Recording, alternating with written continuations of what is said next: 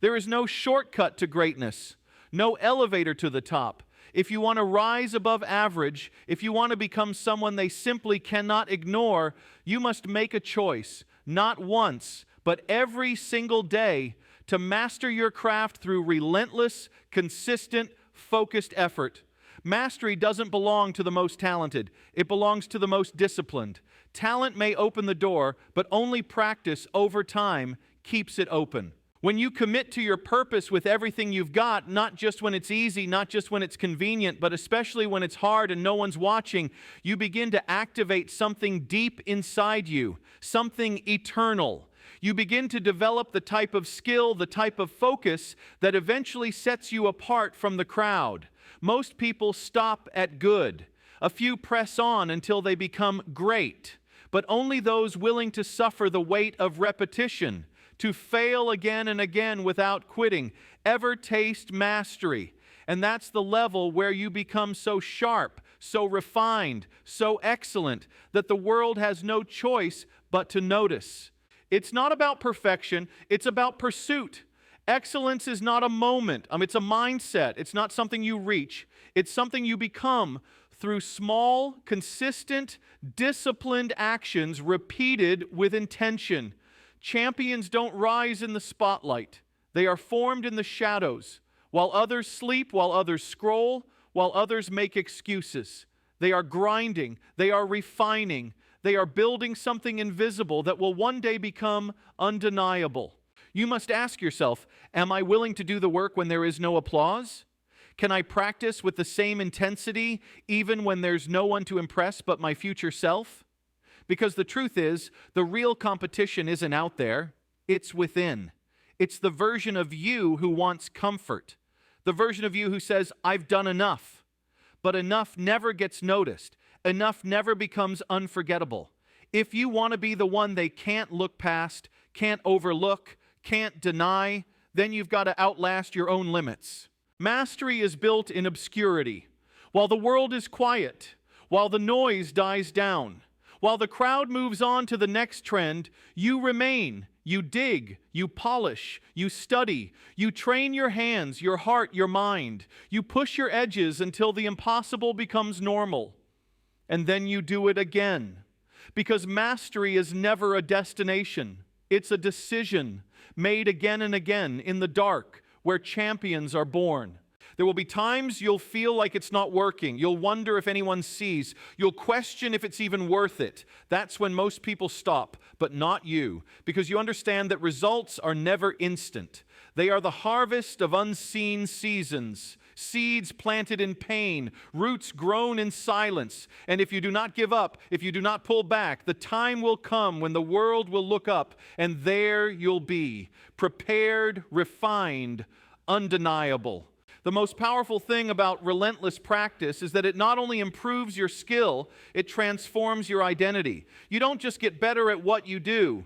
You become someone different. You become someone stronger, someone sharper, someone who commands attention not with noise but with proof. Because practice builds confidence and not arrogance. The kind of deep, silent confidence that says, I've put in the work. I know who I am.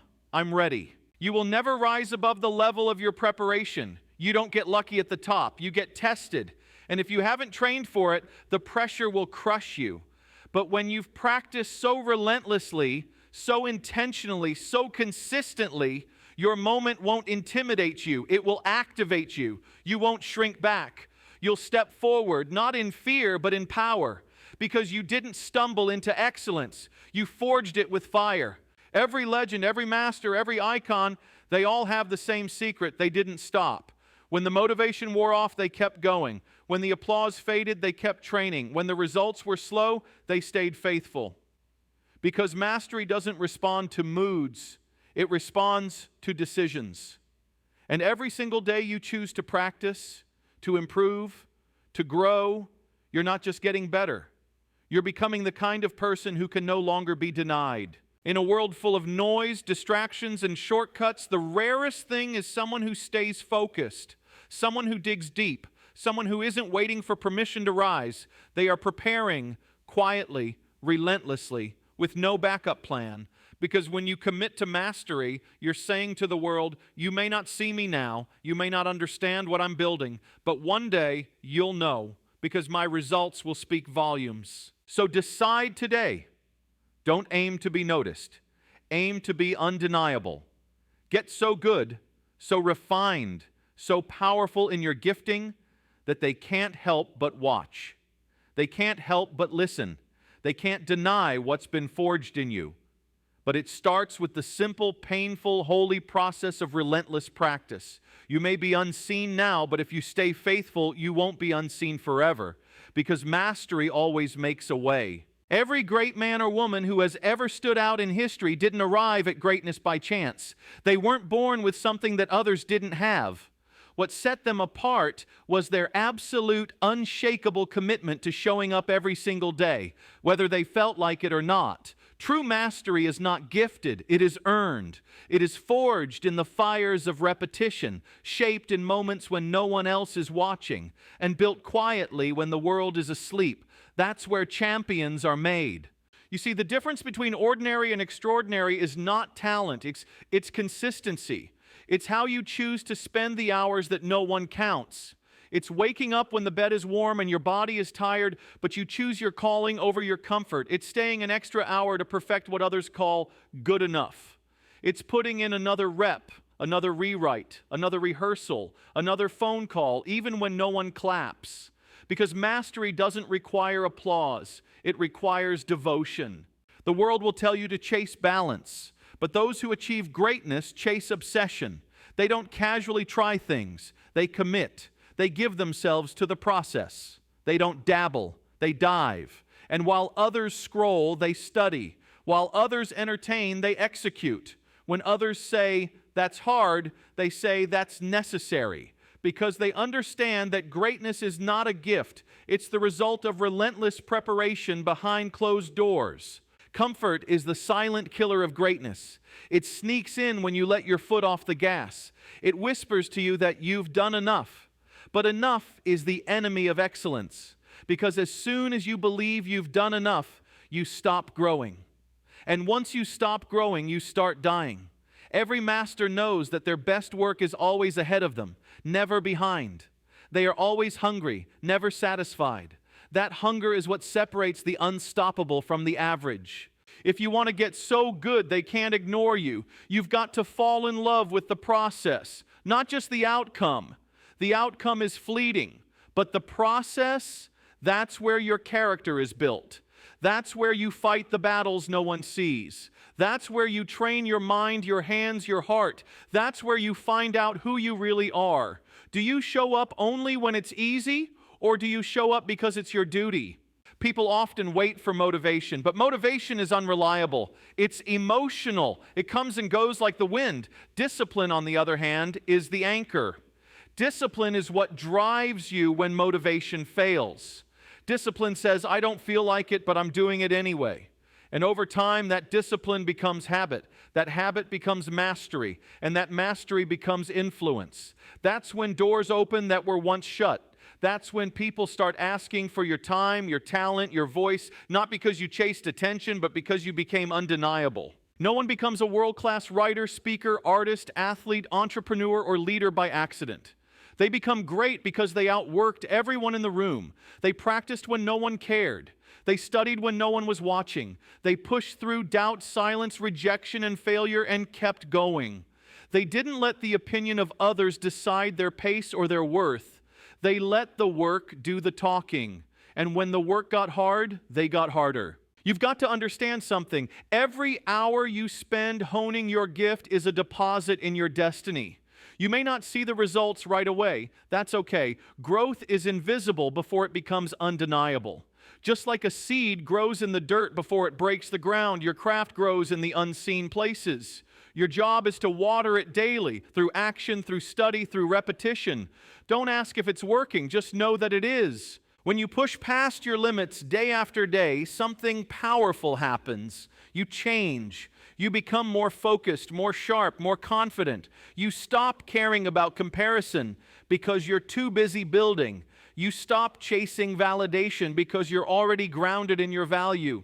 You stop waiting to be chosen because you realize you've already chosen yourself. And once you've chosen yourself, there's no turning back. The only direction is forward. That's what relentless practice does. It rewires your identity. It takes you from I hope I can to I will, from I'm not sure to I'm built for this, from I'll try to I'll finish. It silences doubt because you've outworked your excuses. It gives you authority because your preparation has built credibility. People can sense when someone has paid the price in private. There's a confidence that comes with repetition, a power that doesn't need to shout, a presence that commands without forcing. And here's the truth. The world may overlook you for a while. It may ignore you, reject you, underestimate you. That's normal. That's expected. But when you keep showing up and doing the work, you become a force they can't deny, because results speak a language that everyone understands. And when you're so skilled, so sharp, so consistent, they'll have no choice but to notice. They'll have no choice but to open doors. They'll have no choice but to say, we need what you have. But don't wait for that moment. Prepare for it. Get ready like it's already on the calendar. Practice like the opportunity is already yours. Show up like the spotlight is already shining. That's how the best rise. They prepare in the shadows until the stage calls their name. And when it does, they don't flinch. They dominate. Not because they're lucky, but because they were ready. And if you fall along the way, good. That's part of the process. No mastery comes without failure. No excellence is built without mistakes. Every stumble is a lesson. Every rejection is redirection. Every closed door is a test. The question isn't whether you'll fail. The question is whether you'll keep showing up anyway. Will you return to the work? Will you continue to build when it's hard, boring, thankless? Because those who keep going are the ones who become great.